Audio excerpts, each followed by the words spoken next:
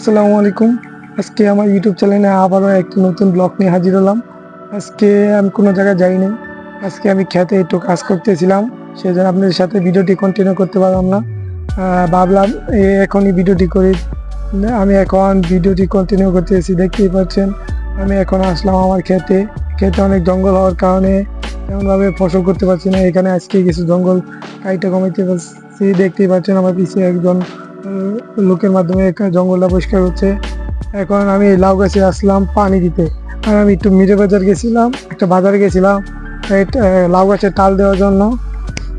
এই দেখা যাচ্ছি, এই যে মশারিটা কেনার জন্য আমি বাজারে গেছিলাম, কারণ এই মশারির মাধ্যমে কালকে আমি টালটা দিব।